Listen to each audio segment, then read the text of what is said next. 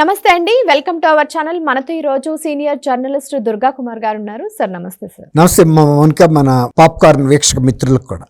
Sir, ఏదైతే పద్మనాభం గారు చనిపోయారో ఆ అంత్యక్రియల్లో అంటే పోలీసులు కానీ ప్రభుత్వం కానీ ప్రభుత్వ లాంఛనాలతో అంత్యక్రియలు జరిపిస్తామని అన్నప్పుడు అంబటి రాంబాబు గారు మధ్యలోకి వచ్చి ఆయన పద్మనాభం గారు అసలు ఇలా ఏమి చెయ్యొద్దని చెప్పారు, నార్మల్గానే అంత్యక్రియలు చెయ్యాలి అని చెప్పారని చెప్పేసి అక్కడ పోలీసులను తోసేయడము, ఒక రకంగా వాళ్ళని చెయ్యి చేసుకున్నట్టుగా ఆయన చేశారు. సో ఇదంతా చూసి వాళ్ళ పోలీసులు ఎవరైతే ఉన్నారో వాళ్ళు కూడా ఈయన మీద కంప్లైంట్లు కూడా రేస్ చేయడం జరిగింది. అంటే ఇక్కడ కొంతమంది నెటిజన్స్ ఏమంటున్నారంటే అంబటి రాంబాబు గారు ఏదో ఒక విషయం మీద జైలుకి వెళ్ళాలని చూస్తున్నారు, ఏదో ఒక విషయంలో హీరో అవ్వాలని చూస్తున్నారు, బట్ ఇటువంటి టైంలో ఆయన ఇలా చేయడం కరెక్ట్ కాదు కదా అని కూడా అంటున్నారు. దీని మీద మీ విశ్లేషణ చెప్పండి సార్. అంటే ముద్రగడ పద్మనాభం గారు నాకు చిరకాలంగా తెలుసమ్మా. నేను కూడా చాలా బాధపడ్డాను. అలాంటి మనిషి ఒక రకంగా ఆయన అకాల మరణంగానే నేను భావిస్తున్నా. 75 ఏళ్ళు పెద్ద వయసు కాదు వాళ్ళు ఉన్న పరిస్థితుల్లో. తర్వాత ఆయన రాజకీయ చరిత్ర కూడా చాలా విలువలతో కూడిన రాజకీయ జీవితం అయింది.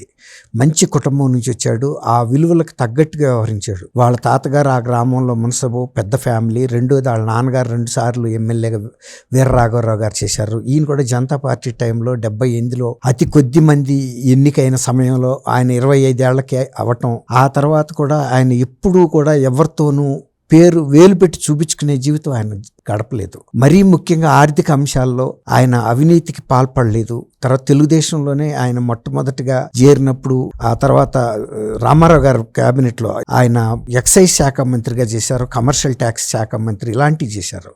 అంటే ఆర్థికపరమైన శాఖలు చేసినా కూడా ఆయన మీద ఎక్కడ అవినీతి మరకలేదు. తర్వాత ప్రభుత్వంలో జోక్యం చేసుకోవటం కానీ అధికార దుర్వినియోగం కానీ ఆయన ఎప్పుడు చేయలేదు. ఎంతో నిష్టగా ఒక పవిత్రమైనటువంటి కార్యక్రమం లాగా ఆయన రాజకీయ జీవితాన్ని చేశాడు. కాబట్టి మేమందరం బాధపడుతున్నాం కూడా. అది నిజంగా ఉమ్మడి తూర్పుగోదావరి జిల్లా ప్రజలకైతే చెప్పక్కర్లేదు. అంటే రాజకీయాలకు అతీతంగా కూడా ఆయన అందరితోనూ సఖ్యతతో ఉండేవాడు.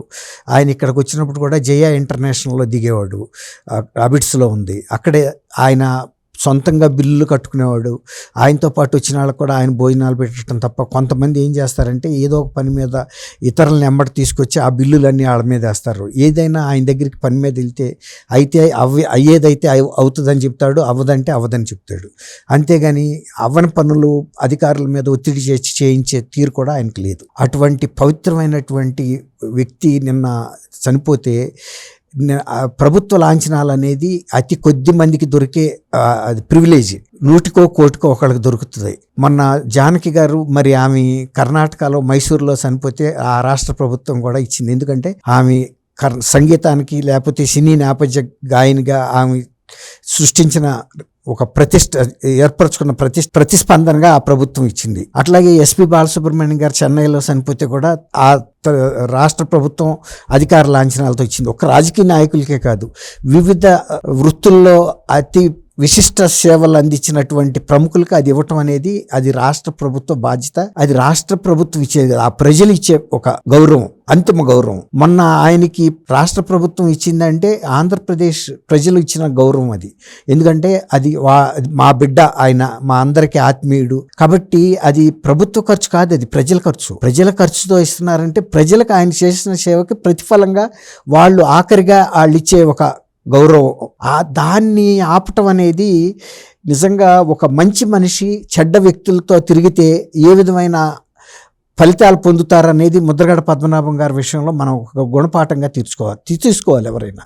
ఎందుకంటే ఆయన అంతకుముందు ఉన్న పార్టీల విలువ ఆయన్ని గుర్తించి రామారావు గారు కూడా ఎంతో విలువిచ్చేవాడు. రామారావు గారు అంత పెద్ద ఆయన మంత్రివర్గ సహచరుల్లో కొంతమంది ఎవరైతే ఇటువంటి వాళ్ళు ఉంటారో, అశోక్ గజపతిరాజు గారు కానీ ఈయన కానీ శాసనసభ్యులకు కూడా ఆయన అంటే కొంతమందిని మరీ అతి విశిష్టమైనటువంటి వ్యక్తులుగా గమనిస్తాడు. వాళ్ళ వ్యక్తిత్వ గుణగణాలను బట్టి, వాళ్ళ కుటుంబ నేపథ్యాన్ని బట్టి, తర్వాత ఇప్పుడు వాళ్ళ ప్రవర్తన బట్టి కూడా.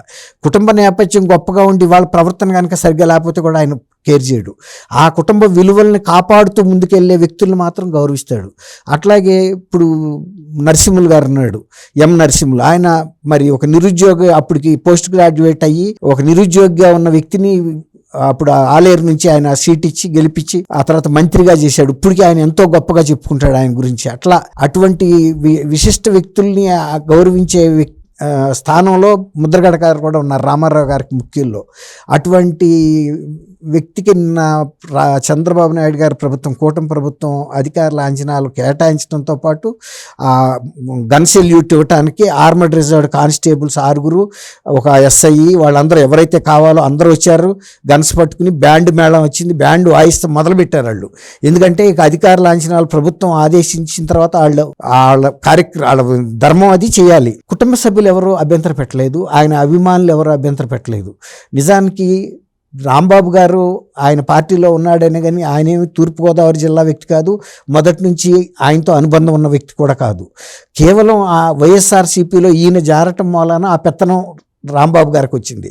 ఆయన వాళ్ళ మీద, పోలీసుల మీద చాలా దురుసుగా ప్రవర్తించి వాళ్ళ మ్యాన్ హ్యాండ్లింగ్ చేసి తోసేశాడు. అసలు ఇంతవరకు నేను 79 నుంచి అనేక మంది ప్రముఖుల అంత్యక్రియలకి, అంటే ప్రభుత్వ లాంఛనాలతో జరిగిన వాటికి వెళ్ళాము, లాంఛనాలు జరగకుండా జరిగిన అంత్యక్రియలకు కూడా వెళ్ళాము. ప్రభుత్వ లాంఛనాలు మొదలుపెట్టిన తర్వాత అట్లా తిరస్కరించింది, వాళ్ళని తిప్పి పంపిన సంఘటన, అది కూడా వాళ్ళ కుటుంబ సభ్యుల ప్రమేయం లేకుండా, వాళ్ళ అంతరంగికుల ప్రమేయం లేకుండా గుంటూరు జిల్లాకు చెందిన అంబటి రాంబాబు గారు అలా ప్రవర్తించడం అంటే ఒక రకంగా ఆయన ఏంటంటే రాష్ట్ర ప్రభుత్వాన్ని అప్రదిష్ట పాలు చేయాలి, తర్వాత కాపు సామాజిక వర్గంలో ఒక ప్రముఖమైన వ్యక్తికి ఇస్తున్న గౌరవాన్ని అందకుండా చేయటం ద్వారా ఆ కీర్తి ఏదన్నా ఆ కూటమి ప్రభుత్వంకి వస్తుందేమో అనే ఒక దుగ్ధ కనపడింది. అది నాకైతే, ఎందుకంటే నేను కూడా అప్పటికి ఈయన రాంబాబు గారు అసలు ఎమ్మెల్యే కూడా కాదు, నేను 79లో జర్నలిజంలోకి వచ్చాం. వీళ్ళందరూ కూడా మాకన్నా 1 year ముందు వచ్చారు కాబట్టి నాకన్నా 5 ఏళ్ళు పెద్ద ఆయన ముద్రగడ పద్మనాభం గారు. మరి ఆయన ఎంత విలువ, ఒక జనరేషన్ కన్నా ఎక్కువ ఆయనకు విలువ ఇచ్చేవాళ్ళం. ఆయన ప్రవర్తన మొదటి నుంచి అట్లాగే ఉండేది, ఒక ఆదర్శప్రాయంగా ఉండేవాడు. ఎక్కువ మాట్లాడటం కానీ, అతిగా మాట్లాడటం కానీ, ఎవరి పట్ల దురుసుగా వ్యవహరించడం కానీ ఏముండదు. కాకపోతే ఆయన ముక్కుసూటిగా ఉండటం వలన కొంతమంది ఆయన్ని అపార్థం చేసుకుంటారు. కానీ ఎవరి దగ్గర ₹1 ఆశించి ఉద్యోగాలు ఇస్తామనో అదేనో ఇదేనో అసలు అట్లాంటి దగ్గరికి కూడా రానిచ్చేవాడు కాదు. అసలు ఎవరు వెళ్ళటానికి కూడా ఆయన దగ్గర సాహసం చేయరు. అటువంటి వ్యక్తిని నిన్న ఇంకొక పెద్ద ఘోరమైన విషయం ఏంటంటే, వాళ్ళ అమ్మాయి క్రాంతి, ఆ క్రాంతిని ఆఖరి చూపు కోసం అక్కడికి వస్తే ఆ పిల్ల తట్టుకోలేకపోతుంది. ఇంకోటి ఏంటంటే, ఇప్పుడు వాళ్ళ ముద్రగడ పద్మనాభం గారి గురించి వచ్చినప్పుడు ఆయన కుటుంబ విలువలకు చాలా ప్రాధాన్యత ఇచ్చే మనిషి. ఆయన భార్యతో కానీ, పిల్లలు 2 మగపిల్లలు 1 ఆడపిల్లని కానీ చాలా బాగా పెంచుకున్నాడు. అంటే ఎంత రాజకీయాల్లో ఉన్నా కూడా ఒక మధ్యతరగతి వ్యక్తులు ఎలాంటి ప్రేమాభిమానాలు ఉంటాయో అట్లాంటి విలువలతో పెంచుకున్నాడు. నిన్న పిల్ల తట్టుకోలేక మధ్యలో వాళ్ళిద్దరికి చిన్న చిన్న స్పర్ధలే, ఏమి పెద్ద సీరియస్ విషయాలు ఏం కాదు, అయినా కూడా ఆ అమ్మాయిని రాకుండా అడ్డుకున్నారు. కానీ వాళ్ళ పెద్ద కుమారుడు గిరి ఆ పిల్లని దగ్గరికి తీసుకెళ్దామని తండ్రి దగ్గరికి ప్రయత్నిస్తే మధ్యలో ఈ సైంధవులు అడ్డం పడి ఆ పిల్లని వెళ్ళనివ్వకుండా చేశారు, ఒక రసాభాస చేశారు. అక్కడ పోలీసులు కూడా అదొక లా అండ్ ఆర్డర్ ఇష్యూ అవుద్దని కారులోకి పెట్టేసి తీసుకెళ్ళిపోయారు. ఆ అమ్మాయి బయట టీవీల్లో చూసి ఆ అమ్మాయి ఏడుస్తున్న తీరు చూస్తే తట్టుకోలేకపోయాం. ఒక తండ్రికి ఆఖరి చూపు చూసుకునే ఒక అవకాశం కూడా లేకపోవటం అనేది, ఆయన వైఎస్ఆర్సీపీ పార్టీలోకి వెళ్ళటం వలన ఈ అరాచక శక్తులు అక్కడికి రాగలిగినాయి. అదే కనుక తూర్పుగోదావరి జిల్లాలో ఆయన కుటుంబం గురించి తెలిసిన వాళ్ళు, నిజమైన ఆయన అభిమానులు అయితే మాత్రం నిన్న అటువంటి ప్రవర్తన చేయరు. ఎందుకంటే తూర్పుగోదావరి జిల్లా వాళ్ళకి ఇట్లాంటి విలువలు తెలుసు, మానవతా విలువలు తెలుసు, కుటుంబ విలువలు తెలుసు.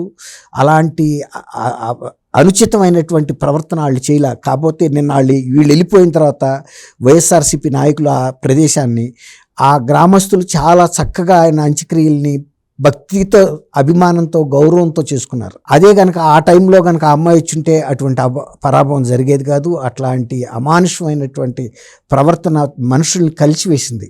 అంటే వైఎస్ఆర్సీపీ పార్టీలో ఉండే వ్యక్తులకి సొంత కుటుంబ సభ్యుల్ని చంపటానికి వెనకాడరు, సొంత కుటుంబ సభ్యులు ఆ కుటుంబంలో జరిగిన ఒక విషాదంలో పాలు పంచుకోవటానికి కూడా అవకాశం ఇవ్వరనేది నిన్న ఇంకా స్పష్టంగా అర్థమైంది. ఒక సీన్ మొదటిదేమో పులివెందుల్లో జరిగింది, వివేకానంద రెడ్డి గారి హత్య. నిన్న ఆంధ్రప్రదేశ్కి నడిబొడ్డులో ఉన్నటువంటి ఈస్ట్ గోదావరిలో కిర్లంపూడి వేదికగా ఒక చనిపోయిన తండ్రికి ఆఖరి చూపులు కూతురు చూడకూడదనే ఒక నియంత పోకడలతో చేసినటువంటి గుండెలు పిండేసే దృశ్యాన్ని అది వైఎస్ఆర్సీపీ పార్టీ ఉన్నంతకాలం కూడా ప్రజలు కూడా మర్చిపోరు. అటువంటి సంఘటన ఏ కుటుంబానికి జరగకూడదు, ఏ వ్యక్తికి జరగకూడదు. ముద్రగడ పద్మనాభం గారు చేసిన ఏకైక తప్పు ఏంటంటే ఆయనకి ఆ ఆఖరి ప్రభుత్వ లాంఛనాలతో అంతిమ సంస్కారాలు కూడా జరగనివ్వకుండా అడ్డుపడే కుసంస్కారులైనటువంటి పార్టీలో చేరటం ఒకటి. రెండోది ఆయన సొంత కూతుర్ని ఆఖరి చూపుకి రానివ్వకుండా, ఆయన పట్టుదల మీద అంటే అనొచ్చు, కానీ ఒక్కసారి చనిపోయిన తర్వాత ఈ పట్టుదలలు ఇవన్నీ ఏమి ఉండవమ్మా. ఎవరమైనా సరే, ఎంత కఠినమైన మనిషి అయినా సరే, అది రక్త సంబంధం. రక్త సంబంధాన్ని ఎవరు కాదనలేరు. మనిషి అందరం బాగున్నప్పుడు అనేక సవాళ్ళు ఇసురుకుంటాం, కానీ ఆ ఇద్దరిలో సవాళ్ళు ఇసురుకున్న వాళ్ళలో ఒక వ్యక్తి అయిపోయిన తర్వాత ఇక నిలబడం.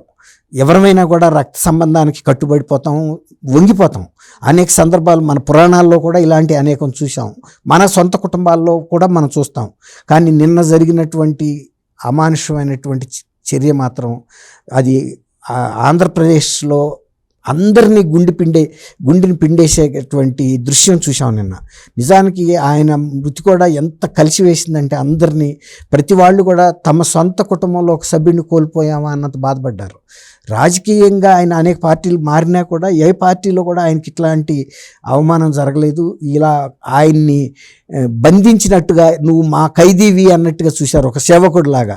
అంతేగాని ఆయన ఆ పార్టీలో చేరినందుకు ఇన్ని రకాల అవమానాలు, తర్వాత ఆయనకి ఆఖరి జీవితంలో ఆఖరిగా రాష్ట్ర ప్రజలు ఇచ్చిన నివాళిని కూడా, అధికారిక నివాళిని అందనివ్వకుండా అంబటి రాంబాబు అడ్డం పట్టడం అనేది చరిత్ర క్షమించరాని నేరం. Okay sir, thank you. Thank you అమ్మా మౌనిక, మన వీక్షకులు.